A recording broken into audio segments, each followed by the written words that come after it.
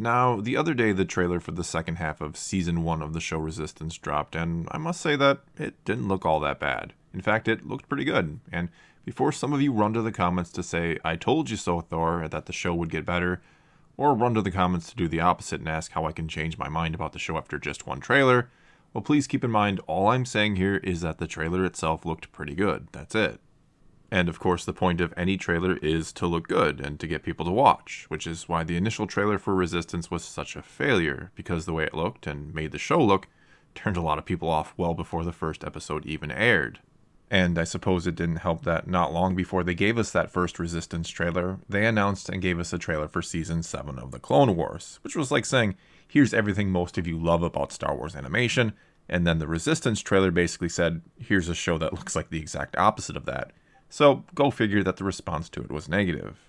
But the funny thing is, if this new trailer we've just gotten had been the one we initially got several months back now, I may have actually been excited for the show from the start, and I think plenty of others would have felt the same way.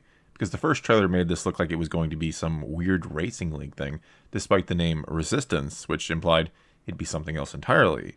And then after watching the first half of Season 1, well, it didn't have all that much to do with the racing stuff anyway, which I'm not overly upset about, but instead of that we got a lot of our main character Kaz literally tiptoeing around the station and trying to spy on the First Order, as if everyone just discusses their nefarious plans out in the open.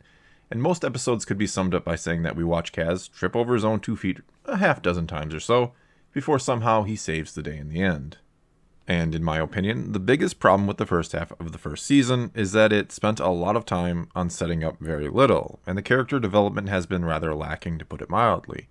If you wanted to jump in here at the midpoint of the season, all you'd need to know is that the First Order wants to take over the Colossus, which is the station where probably about 90% of the show takes place, and that the First Order has been orchestrating pirate attacks on the station so that Captain Doza, who is in command of the station, turns to them for protection, instead of his racing league pilots known as the Aces. Oh, and Kaz is there to spy for the Resistance. And sure, more than that has certainly happened and been set up, but nothing where you couldn't just start watching the show with the next episode and be able to pick everything up with ease. And it's at this point where some will want to point out that this is a kid's show, and it shouldn't have Game of Thrones level complexity, which is a fair point. However, I would counter by saying that this is meant to be more of a family show, not strictly a kid's show. In other words, it should have some appeal to adults so that they'll want to sit down and enjoy it with their children, and I'm trying to give my thoughts on it from an adult perspective for other adults or older children, as well as a Star Wars fan reviewing Star Wars related content. And if I were doing a review strictly for young children or for their parents on whether it's a good show for kids, my approach would be greatly different. And that being said, I also think we sometimes underestimate just how much a kid can and will understand, that things don't need to be dumbed down for them too much, and that most would likely appreciate some level of complexity over a cartoon that's just utterly mindless. But I digress, and getting back to this new trailer and how it compares to that first one, well, again, unlike the first one that did the show no favors, this one gave us a lot more action, a lot more First Order, and certainly upped the overall stakes or importance of the show in the grand scheme of things, making this look a lot less like a goofy racing show and a lot more like something that should have the name Resistance. And in it, which was probably the best part of the trailer, we got a glimpse of 2 of our main characters apparently getting to witness Hux's infamous speech on Starkiller Base before the destruction of the Hosnian system.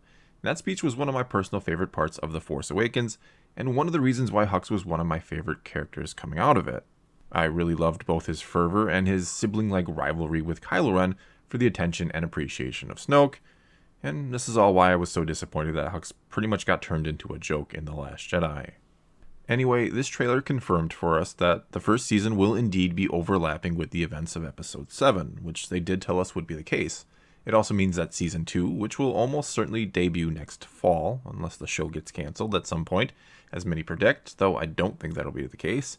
Anyway, Season 2 will take place after the events of The Force Awakens and The Last Jedi, since these 2 movies happen back to back, and will give us at least some glimpse of what the Resistance is doing in the gap between Episode 8 and 9, before 9 actually comes out. And as I predicted a while back, I think the Aces are destined to be the new top pilots of the Resistance. And if you've been a fan of the sequel trilogy, this probably all sounds kind of exciting, and like there's a lot of potential here for the show to really become something. And if you haven't been a fan of the sequels, you probably don't or won't care all that much about what this show is doing. As for me personally, well, I try to consume everything in the new canon. Sometimes that's a burden and a curse, and sometimes that leads to a diamond in the rough, like the Phasma novel, for example, which I had very low expectations for, but turned out to be one of the better books in the new canon thus far. So yes, I'll be watching the rest of Season 1 of Resistance, and I'll give my thoughts on it at some point or points. Originally, when the show started, I intended to review each and every episode as it came out, and did that for the first few weeks, but quickly came to the conclusion this didn't really need to be covered weekly. So I'll play it by feel for the second half of the season, but I will be doing more videos on it in the future, one way or another, and I really do hope that I do have good things to say about it. Well, that's all I've got for this time. Now it's your turn to tell me what you think. Have you been watching the show? And if so, what do you think? Has the new trailer changed your mind at all? And maybe given you hope or encouraged you to start watching it, perhaps? Whatever the case might be, let me know in the comments below and let's talk some Star Wars. And until next time, thanks for watching.